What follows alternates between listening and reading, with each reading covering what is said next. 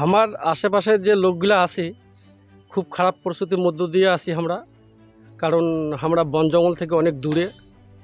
তার মধ্যে এই তোমার যে জীবজন্তুগুলা বনের আশেপাশের লোকের যে সবসময় সচরাচর আগে পাশে পায়, আমরা তো কোনোদিনগুলো পাই নাই।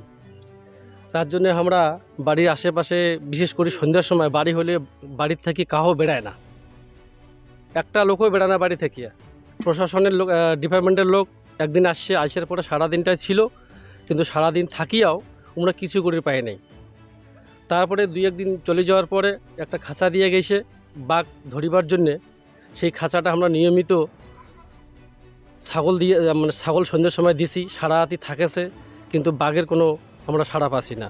কিন্তু বাঘ যে আশেপাশে, বাড়ির আশেপাশে ঘুরেছে, বাঘের পায়ের ছাপ আমরা কিন্তু সচক্ষে দিনের বেলায় দেখির পাচ্ছি। এখানে পাশাপাশি দুইটা স্কুল আছে, প্রাইমারি হাই স্কুল। বাচ্চাগুলো বাঘের আতঙ্কে স্কুল যাওয়া বন্ধ করে দিয়ে দিছে, অথচ প্রশাসনের কাছ থেকে কোনো রকম আমরা সহযোগিতা পাচ্ছি না।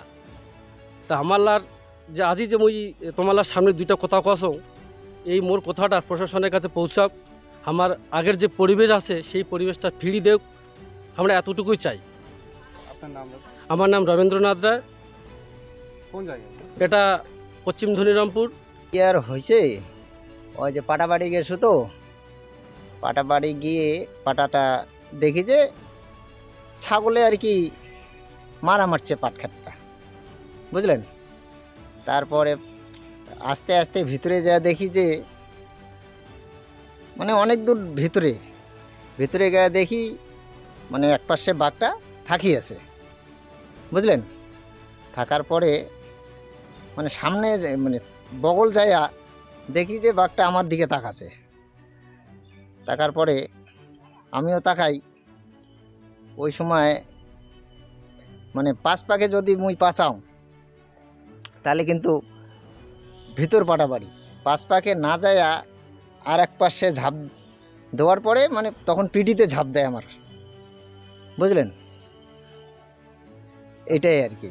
তখন অনেক চিকড়া হাল্লা করার পরে কোনো মানুষই আইসে নেই। না আইসার পরে তখন মুই একলাই বাড়ি চলে এসো। কটা বাঘ ছিল? বাঘ ওই জায়গায় একটাই ছিল। তারপরে নাকি বলে হসপিটাল মুই যখন নিয়ে গেছি, তারপরে অনেক কটা বাঘ বলে, অনেক কটা বলতে দুইটা বাড়িছে, তারপরে দুইটা বাচ্চাও ছিল নাকি। এখনও তো বাইর হচ্ছে, রাত্রিবেলা বেড়ায় ওই ঠ্যাঙের ছাপগুলা, তোমরা তো পা বলে, আমরা বলি ঠ্যাং, ওগুলার ছাপ কালকেও দেখা গেছে। মানে আমরা সবাই এখন পাড়ার লোকগুলা খুব আতঙ্কে আছি। আপনার নাম দাদা? আমার নাম হচ্ছে সুবল রায়। কোন জায়গা এটা? এটা হচ্ছে খগেনহাট, পশ্চিম ধনিরামপুর। এখানে নাকি চিতাবাঘ বাইরে হয়েছে 15-20 দিন আগে, কিন্তু এখন স্কুল যাইতেছি আমরা, সামনে এসে জুনিয়র প্রাইমারি স্কুল আছে, সেখানে বাচ্চা কাচ্চারা সঠিকভাবে স্কুলে যাইতে পারতেছে না, কিন্তু এখনও স্কুলে আসতে পারতেছে না। কয়েকজন আসতেছে, রান্না করে আসছি, ভয় করে খুবই আতঙ্কিতে আছি আমরা।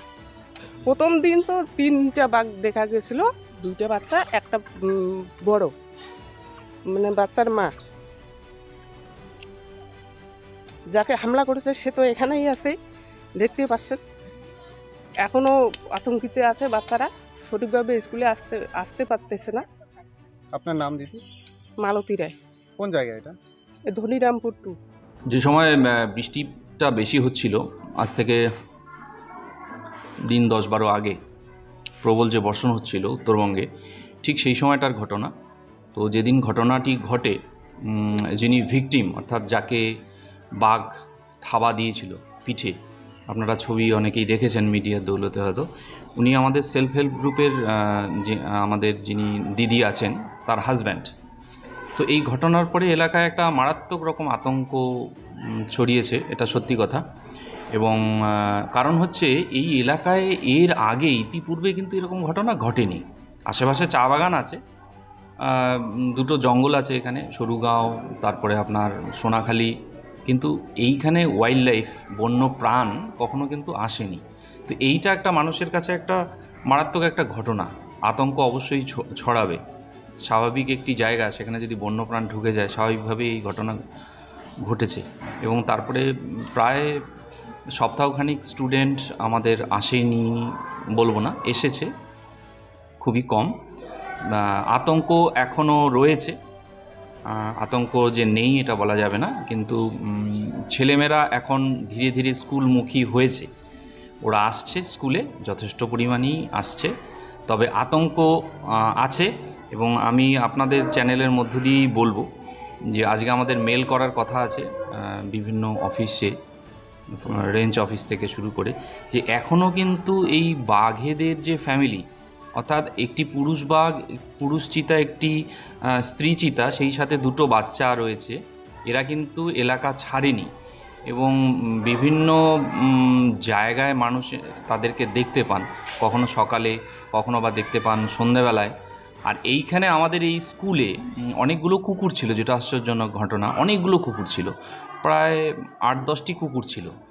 কুকুরগুলো কিন্তু নেই, 3-4টে কুকুর আছে। আমাদের যে মিড ডে মিলের যে বাড়তি খাবার দাবার, বাচ্চারা হয়তো একটু খেয়ে ইয়ে করছে বা এদিক ওদিক ঘোরাফেরা করছে আশপাশের বাড়ি থেকে, এই কুকুরগুলো কিন্তু উধাও। এবং পাশে একটি কলা বাগান রয়েছে, ওইখানে এই কুকুরদের লাশ রয়েছে বলে আমরা জানতে পেরেছি, কারণ ওখানে প্রচণ্ড দুর্গন্ধ। কলা বাগানের যিনি মালিক, উনি কিন্তু আতঙ্কে কিন্তু কলা বাগানে যান না, কিন্তু ওখানে যে বাঘ রয়েছে সেটা হলফ করে বলা যায় না।